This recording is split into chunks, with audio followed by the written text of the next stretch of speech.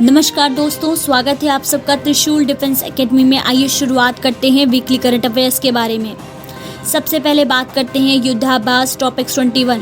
भारतीय नौसेना का सबसे बड़ा द्विवार्षिक थिएटर स्तरीय सामरिक तैयारी युद्धाभ्यास टॉपिक्स 21 का समापन फरवरी के तीसरे सप्ताह में होने जा रहा है। उल्लेखनीय है कि टॉपिक्स 21 युद्धाभ्यास की शुरुआत जनवरी में हुई थी। युद्धाभ्यास टॉपिक्स वर्तमान में भारतीय नौसेना सभी सामरिक इकाइयों की भागीदारी के साथ चला है, जिसमें जहाज, पनडुब्बियां, विमान के साथ साथ भारतीय सेना, वायुसेना और तटरक्षक बल की इकाइयां शामिल हैं।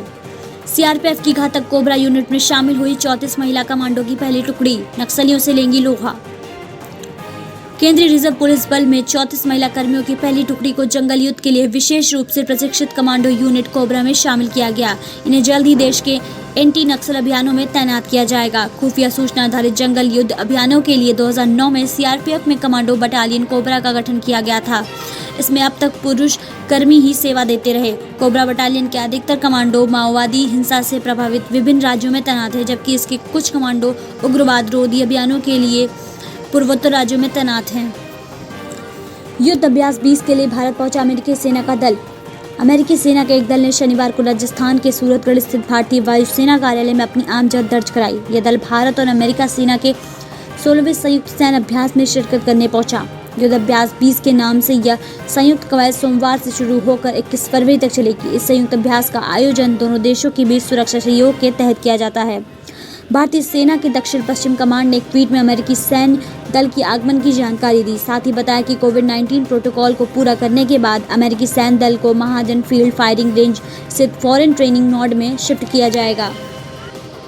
आईएनएस विराट को तोड़ने पर एससी ने लगाई रोक। 2017 में नौसेना से कर दिया गया था रिटायर। नौसेना से हटाए गए ऐतिहासिक युद्धपोत आईएनएस विराट को तोड़ने पर सुप्रीम कोर्ट ने रोक लगाई है। याचिकाकर्ताओं ने कहा कि इसे तोड़ने से अच्छा है कि इसे म्यूजियम में तब्दील कर दिया जाए। विमान वाहक पोत विराट को 1987 में भारतीय नौसेना में शामिल किया गया था। सुप्रीम कोर्ट उस कीमत की जांच करने के लिए सहमत है जिस पर कोई फर्म इसे श्रीराम शिप ब्रेकर से खरीद सकती है। साल 2017 में आईएनएस विराट को नौसेना से रिटायर कर दिया गया था। हिंद महासागर क्षेत्र के रक्षा मंत्रियों का सम्मेलन। राजनाथ बोले, भारत रक्षा उपकरणों की आपूर्ति के लिए तैयार।